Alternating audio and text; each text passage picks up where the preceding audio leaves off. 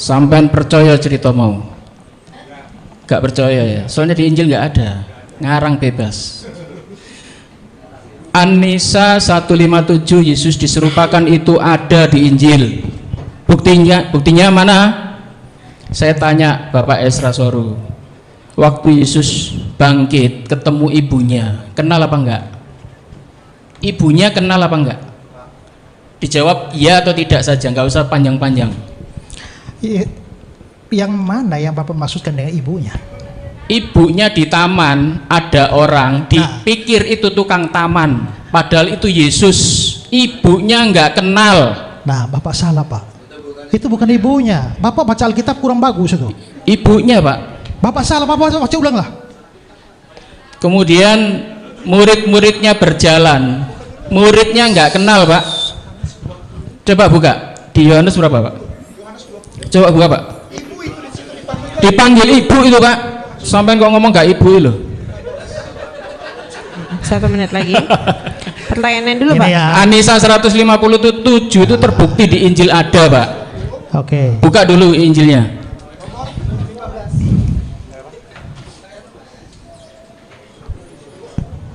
Silakan buktikan.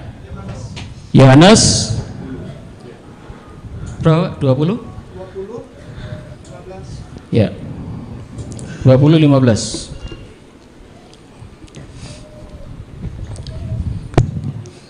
Yang di taman itu. Ya. Tadi itu. Ya. Tadi. Ibu, Naik. mengapa engkau menangis? Coba diturunkan sedikit. Nah, itu ayat 13. Tuanku telah diambil orang. Kemudian ada orang di situ dipikir tukang taman. Ibunya nggak kenal, wajahnya nggak kenal, suaranya nggak kenal. Baik, Pak, untuk waktunya sudah habis. Apa pertanyaannya? Bahkan murid-muridnya saat berjalan, muridnya nggak kenal. Berarti An-Nisa 157 terbukti. Terima kasih. Wassalamualaikum warahmatullahi wabarakatuh. Pertama-tama, ya. Mohon tenang kembali para audiensnya. Nah, ini yang menunjukkan Bapak baca Alkitab saja nggak beres itu. Hanya karena di situ ada nama Maria, lalu kata ibu, lalu Bapak langsung mengartikan itu adalah ibu dalam pengertian mamanya sendiri. Ya, coba lihat ke ayat 1 itu siapa di situ tuh pasti Maria, tapi Maria siapa? Geser ke ayat 1. Pada hari pertama minggu itu, pagi-pagi benar, ketika hari masih gelap, pergilah Maria Magdalena. Bukan Maria ibu Yesus. Maria Magdalena itu siapa? Maria Magdalena itu bukan nama diri atau marga. Maria Magdalena itu artinya Maria dari kampung Magdala. Ya. Nah, nama Maria di Alkitab tuh ada banyak, ya. Ada Maria ibu Yesus, ada Maria saudara Marta dan Lazarus di Lukas pasal 10. Ada Maria istri Klopas yang di Yohanes 19 ayat 25. Lalu ada Maria ibu Yohanes Markus yang di Kisah 12 ayat 12. Lalu ada Maria di Roma 16 ayat 6. Ya, jadi Maria itu ada banyak. Maria Magdalena itu bukan Maria ibu Yesus, tapi itu orang yang ditolong, disembuhkan dari kerasukan, dan dia adalah termasuk kumpulan perempuan yang menjadi pengikut dan pelayan Yesus di dalam pelayan. Coba lihat Lukas pasal 8. Lukas pasal 8. Ayat 1 dan 2. Tidak lama sesudah itu Yesus berjalan berkeliling dari kota ke kota, dari desa ke desa, memberitakan Injil Kerajaan Allah. Ke-12 muridnya bersama-sama dengan dia, dan juga beberapa perempuan yang telah disembuhkan dari roh-roh jahat dan berbagai penyakit, yaitu Maria yang disebut Magdalena yang telah dibebaskan dari 7 roh jahat. Kalau Maria Magdalena ini mamanya Yesus, kapan mamanya Yesus kerasukan 7 roh jahat? Jadi ini bukan problem pada saya, ini problem saudara baca Alkitab tidak jelas itu. Nah, sekarang ke Yohanes pasal 20 lagi. Tadi ya, yang dipersoalkan tadi.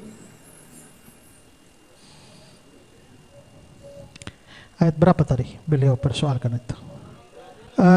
Ya, hai ibu, mengapa engkau menangis? Begitu beliau baca ibu di sini langsung ini pasti mamanya. Salah.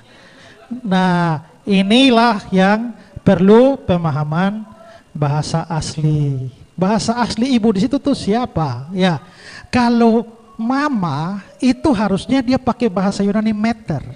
Dari meter itu jadi mother, bahasa Inggris. Tapi kalau saudara lihat bahasa aslinya di situ tidak memakai meter, tapi memakai gunai. Ya, Pak tidak punya hak bicara. Sekarang saya. Ya. Nah, jadi Maaf Pak, biarkan narasumbernya menjawab ya, saja. jadi di situ kita bisa lihat bahwa yang disebut itu sebenarnya guna itu bukan ibu, bukan mama. Sekarang coba, itu artinya guna itu artinya perempuan. Sekarang lihat ayat 15 terjemahan lama lah. Terjemahan lama. Ya. Nah, lihat ayat 15. Maka bertanyalah Yesus kepadanya, hai perempuan. Hai perempuan. Jadi kita bisa melihat bahwa memang itu bukan mama. Jadi pertama saudara sudah salah. Dan yang kedua adalah mengapa kok mereka tidak mengenal Yesus. Baik Maria Magdalena maupun orang yang berjalan. Nah, kalau saudara melihat bahwa memang pada waktu Yesus bangkit, itu ada perubahan di dalam dirinya karena dia sudah mengenakan tubuh kebangkitan. Ya, itu tubuh kebangkitan, makanya di dalam bagian yang lain dikatakan bahwa dia menampakkan diri dalam rupa yang lain. Karena itu memang ada pemuliaan lebih lanjut. Yesus itu dia mengenakan tubuh manusia, darah dan daging. Tapi pada waktu dia dibangkitkan, sekarang coba lihat Pak Filipi pasal 3. Tetapi tanah air kita ada di surga, dan dari sana kita juga menantikan juru selamat, yaitu Tuhan Yesus Kristus, yang akan mengubahkan rupa tubuh kita yang hina ini menjadi serupa dengan tubuhnya yang mulia. Jadi memang ada perubahan atau pemuliaan lebih lanjut kepada tubuh Yesus setelah bangkit. Karena itu kalau dia sedikit untuk sementara waktu tidak dikenali, itu hal yang wajar. Tapi poinnya tetap ada. Karena apa? Karena Bapak boleh pertanyakan kok kenapa Maria Magdalena tidak mengenal. Tapi coba baca cerita sebelumnya dan sesudahnya. Bukankah itu tetap berbicara soal kematian dan kebangkitan? Karena itu sebenarnya penyamaan Al-Quran dengan fakta ini itu sangat tidak cocok Pak. Supaya Pak tahu bahwa sebenarnya ada dokumen yang lebih cocok dengan Al-Quran Bapak itu. Ya, itu adalah sejumlah tulisan dalam koleksi Nag Hammadi oleh seorang dan juga pemahaman seorang namanya Basilides yang itu dianggap sebagai dokumen gnostik dan dongeng-dongeng yang muncul dalam gnostik, dan itulah yang mirip dengan Al-Quran Bapak, bukan Injil Yohanes.